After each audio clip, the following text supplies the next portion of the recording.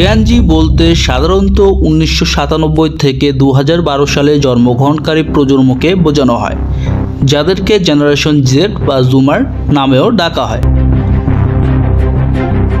এই জেনারেশনের 4 জন তরুণের মধ্যে একজন এমন মানসিক যন্ত্রণায় ভুগছে যেটা সে নিজেও বুঝতে পারে না। এর সাম্প্রতিক এক গবেষণা দেখা গেছে জেনজির মানসিক চাপ আগের প্রজন্মের তুলনায় দ্বিগুণ বেশি। এই প্রজন্ম একদিকে সবচেয়ে বেশি কানেক্টেড, আবার একই সাথে সবচেয়ে বেশি একাকিত্ব। ইন্টারনেট, সোশ্যাল মিডিয়া, প্রতিযোগিতা, চাকরির অনিশ্চয়তা সব মিলিয়ে যেন তারা প্রতিদিন এক অদৃশ্য যুদ্ধে লড়ছে। অনেকেই বলছেন এই মানসিক অস্থিরতাই এখন পৃথিবী জুড়ে তরুণদের বিদ্রোহের জ্বালানি হয়ে উঠেছে। নেপাল থেকে শ্রীলঙ্কা, মরক্কো থেকে বাংলাদেশ, তরুণ প্রজন্ম রাস্তায় নামছে পরিবর্তনের দাবিতে।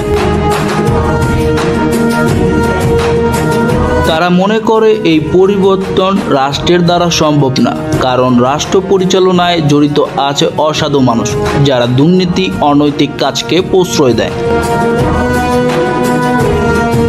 এই অসাধু মানুষদের বিতাড়িত করার জন্য জীবনের মায়া ত্যাগ করে শুরু করে আন্দোলন, যা এক পর্যায়ে গণ-অভ্যুত্থানের রূপ নেয়।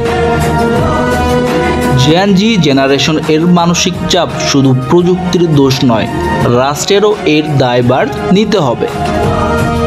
এরকম ইন্টারেস্টিং ভিডিও পেতে হলে আমাদের চ্যানেলটি সাবস্ক্রাইব করুন।